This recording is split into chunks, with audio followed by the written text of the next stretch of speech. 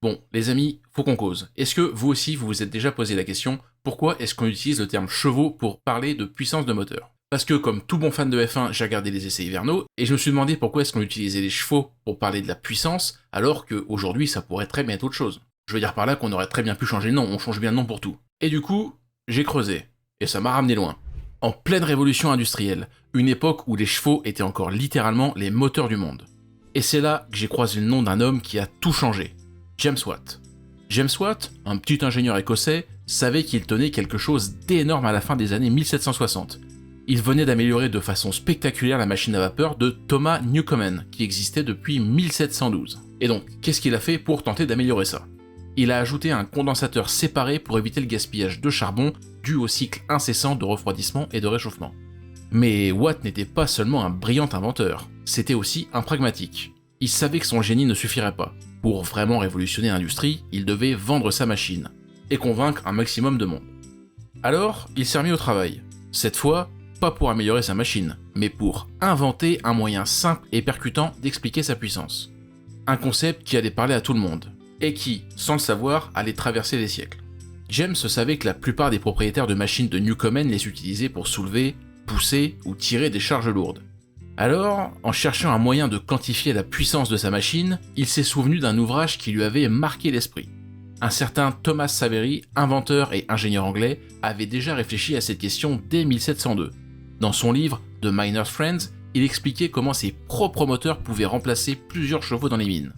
Et il écrivait « Un moteur capable de soulever autant d'eau que 2 chevaux travaillant ensemble et pour laquelle il faudrait entretenir en permanence 10 à 12 chevaux pour accomplir le même travail. » Savery voyait déjà les machines comme un substitut aux chevaux, mais Watt, lui, allait pousser l'idée encore plus loin.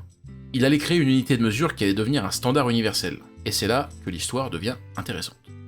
Alors, après quelques calculs approximatifs, James Watt fait une annonce fracassante. Une seule de ces machines à vapeur pouvait remplacer 10 chevaux de trait. Il venait de créer un concept simple, percutant, et surtout un argument de vente imparable. La puissance en chevaux, ou, comme on le dit chez eux, horsepower. Et ça a marché. À mesure que son entreprise prospérait, ses concurrents commençaient à utiliser aussi ce terme pour décrire la puissance de leur machine. Et sans le vouloir, il venait de créer un standard universel qui allait durer jusqu'à aujourd'hui. Mais comment a-t-il déterminé ce qu'était exactement un cheval? Pour le savoir, il allait observer des chevaux dans des moulins. Attachés à un bras mécanique, ils tournaient en rond, poussant avec une force d'environ 180 livres, soit environ 80 kg.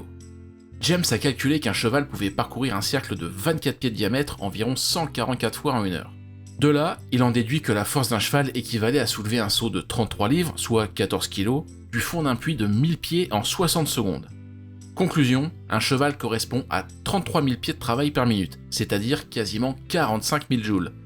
Et si vous voulez qu'on se rassure, cette information, elle m'avance pas plus que vous. Et donc, dès 1804, les machines de Watt remplacent celles de Newcomen, et cette avancée mène directement à la naissance des premières locomotives à vapeur. Et au passage, le nom de Watt, que l'on voit aujourd'hui sur toutes les ampoules électriques, a été adopté en 1882 en hommage à James Watt. Ironiquement, cependant, un watt n'équivaut pas à un cheval.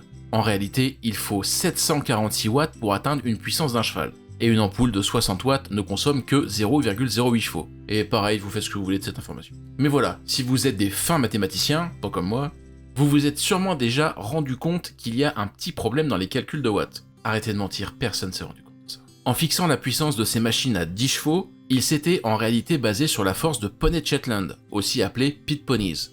Ces petits chevaux robustes étaient utilisés dans les mines pour tirer des chariots de charbon. Alors je sais, vous allez dire « Oh, pauvre petite bête », mais le gars derrière il se marrait pas non plus. À l'époque, on savait qu'un poney de mine pouvait hisser un chariot de 220 livres sur 100 pieds en 1 minute, soit une puissance de 22 000 pound-feet par minute, soit environ 100 kg sur 30 mètres pour une puissance approximative de 30 000 joules. Moi aussi je commence à être saoulé là. Sauf que, Watt a alors supposé, un petit peu arbitrairement, qu'un cheval poussait à peu près 50% de plus qu'un poney. Ce qui l'a amené à fixer la valeur d'un cheval à 33 000 pound-feet par minute, c'est-à-dire 45 000 joules. Sauf que ce n'est pas tout à fait exact. En réalité, un cheval standard c'est un tout petit peu plus puissant qu'un poney. Autrement dit, votre voiture de 300 chevaux, pour les 5 personnes qui doivent en avoir une, elle pourrait pas être réellement tirée par 300 chevaux. Et tout ça, c'est à cause d'un léger excès d'optimisme de James. Bon, pour les courageux qui sont encore là, sachez qu'on parle plus de chiffres. C'est bon, maintenant on se concentre uniquement sur l'histoire. Et abonnez-vous. Et dites-moi dans les commentaires à quel point c'était ennuyant tous ces chiffres. Il faut savoir qu'au début du chemin de fer américain, les locomotives à vapeur basées sur les travaux de Watt n'avaient pas vraiment la cote. Jugées trop dangereuses, trop faibles, trop peu fiables, elles étaient loin d'être considérées comme un moyen de transport sûr pour les passagers. Mais tout change en 1827, quand la compagnie Baltimore and Ohio Railroad, que l'on appellera désormais B&O pour faire plus court, obtient la première charte américaine lui permettant de transporter à la fois des marchandises et des passagers, en locomotive à vapeur. Enfin, en théorie. Car en pratique, le B&O a un sérieux problème. Aucune locomotive ne semble capable de franchir les pentes raides et les terrains accidentés du réseau. Résultat, l'entreprise doit encore s'appuyer sur des trains tirés par des chevaux. Ironie du sort ou comble de la situation, dites-le moi dans les commentaires. Et c'est là qu'intervient Peter Cooper, un industriel audacieux qui fait une promesse ambitieuse. Il va concevoir une locomotive capable de rendre les chevaux totalement obsolètes. Et en plus, il va la construire gratos. Sa création, un engin surnommé TomTom, la toute première locomotive à vapeur fabriquée aux États-Unis et mise en service sur une ligne ferroviaire commerciale. C'était une machine à la fois rudimentaire et ingénieuse. Une locomotive à 4 roues, équipée d'une chaudière à eau alimentée au charbon et de cylindres verticaux qui actionnaient les roues d'un des essieux. Et en ce qui concerne le poids, à peine 810 livres, soit quasiment 370 kg. Et c'est un véritable poids-plume pour une locomotive. Mais ce qui la rendait unique, c'était surtout son assemblage, disons, improvisé. Cooper, avec son esprit inventif, avait utilisé des tubes de fusil pour construire les conduits de la chaudière. Oui, des canons de fusil, messieurs dames, on se croirait au Far West. Bon, en fait, on y était déjà. Mais alors, pourquoi un industriel comme Peter Cooper aurait-il fait un tel bijou gratuitement à la B&O ? Eh bien, le bougre n'était pas totalement désintéressé. En réalité, Cooper possédait d'immenses terrains situés le long du tracé prévu pour le chemin de fer. Si la locomotive à vapeur prouvait son efficacité et que la B&O adoptait ce mode de transport, la valeur de ces terres allait littéralement exploser. Un pari audacieux, mais brillant. Cooper n'essayait pas seulement de révolutionner le rail, il jouait un coup de maître sur le plan économique, le tout en service de son propre portefeuille. On est alors le 28 août 1830. De bon matin, sur les voies de Baltimore and Ohio Railroad, Peter Cooper mettait son TomTom à l'épreuve lors d'un test de performance. Tout se déroulait comme prévu jusqu'à qu'un train tiré par des chevaux s'arrête juste à côté. Le conducteur du train en question jeta un regard moqueur à la locomotive à vapeur. Puis, avec un sourire en coin, il lança un défi.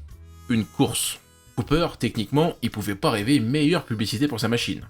Si le TomTom battait un train à chevaux en duel, ce serait une démonstration éclatante de la supériorité de la vapeur. Et sans hésiter, il accepta. Le départ est donné. Le TomTom crache sa vapeur et bondit sur les rails. Rapidement, il prend une avance très confortable, laissant le train à chevaux loin derrière. Tout semble jouer jusqu'à que l'impensable se produise. L'une des courroies de transmission de la locomotive pète. La machine ralentit, puis s'arrête net. Sous les yeux incrédules de Cooper, le train à chevaux passe tranquillement la ligne d'arrivée. Victoire par abandon, c'est littéralement le lièvre et la tortue qui se répètent sous ses yeux. Un coup dur, peut-être, mais on était quand même qu'au début de la révolution ferroviaire. Peter avait peut-être perdu la course, mais clairement il avait gagné la guerre. Car malgré cette défaite embarrassante, la B&O ils étaient comme des fous quand ils ont vu la machine à vapeur en marche. La vitesse et la puissance du TomTom, elle était incontestable. Ils prirent alors une décision historique. L'avenir du chemin de fer ne serait plus tiré par des chevaux, mais bien propulsé par la vapeur. Le TomTom continua à transporter des passagers jusqu'en mars 1831, mais il ne fut jamais mis en service commercial à grande échelle. Et en 1834, il fut démonté et recyclé en pièces détachées. Quant à la B&O, elle devint l'un des plus grands et des plus prospères réseaux ferroviaires des États-Unis. Et Peter Cooper dans tout ça, où est-ce qu'il en est celui-là ? Eh bien, son pari était gagné. Il fit fortune en vendant ses locomotives et ses terres à la compagnie ferroviaire. Mais, plutôt que de s'arrêter là, il consacra sa richesse à des causes plus grandes. En 1859, grâce à ses dons, il fonda la Cooper Union for the Advancement of Science and Art à New York. Toujours des noms compliqués, c'est terrible. Une institution dédiée à l'éducation et à l'innovation qui existe encore aujourd'hui. Et pourquoi je vous raconte tout ça en fait? Au final, je voulais juste vous parler de moteur. Bon bah écoutez, c'est pas grave, ça fait un épisode. J'espère que ça vous a plu.